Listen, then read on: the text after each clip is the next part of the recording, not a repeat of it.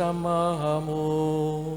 Dan bersama rohmu. Inilah Injil Yesus Kristus menurut Santo Matius.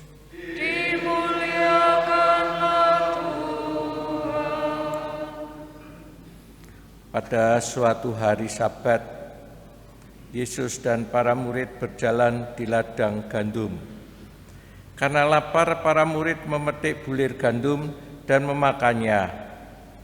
Melihat itu, berkatalah orang-orang Farisi kepada Yesus, "Lihatlah, para muridmu berbuat sesuatu yang dilarang pada hari Sabat."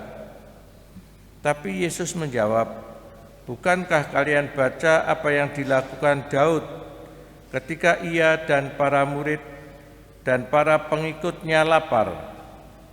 Ia masuk ke dalam bait Allah dan mereka semua makan roti sajian yang tidak boleh dimakan kecuali oleh imam-imam.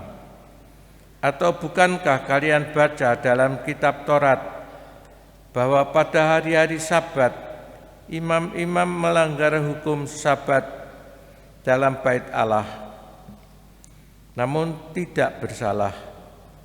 Aku berkata kepadamu, di sini ada yang melebihi bait Allah.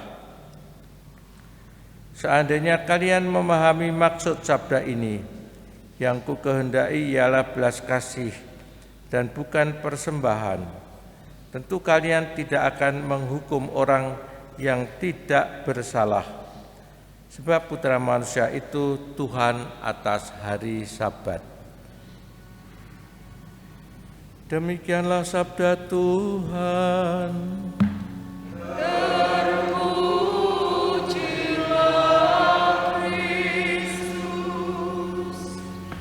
Bapak dan saudara-saudari semuanya yang terkasih, hidup bersama memerlukan aturan supaya hidup baik, supaya tertib, supaya teratur. Organisasi kehidupan bersama bisa berjalan baik, dibutuhkan aturan-aturan, tata tertib supaya dapat berjalan. Misalnya hidup bersama di jalanan yang dekat saja dengan kehidupan kita. Ada aturan lampu merah hijau di traffic light, kalau merah berhenti, hijau bisa berjalan, kuning hati-hati, supaya itu ditaati agar lancar perjalanan, agar lancar semua dalam perjalanan itu. Kalau lampu mati, kacau, orang ingin berdesak-desakan mendahului satu sama lain. Hari Sabat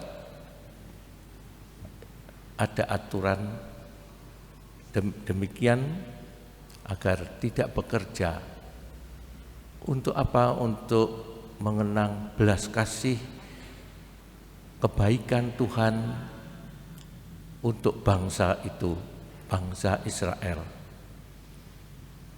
Menyadari kehadiran Tuhan, belas kasih-Nya, kebaikannya, karena 7 hari, 6 hari Yesus Allah mencipta, berkarya, hari ke-7 Dia istirahat. Karena itu ada aturan aturan dalam agama agar pada hari Sabat, pada hari suci itu orang tidak bekerja. Tapi demikianlah murid-murid memakan biji-biji gandum itu karena mereka lapar. Memang itu menurut orang-orang Farisi adalah kesalahan. Karena melanggar aturan pada hari Sabat, aturan religius, aturan kehidupan agama, melanggar. Tapi Yesus mengatakan bahwa sebenarnya aturan itu untuk membantu aturan-aturan, membantu supaya orang bisa hidup Jadi bukan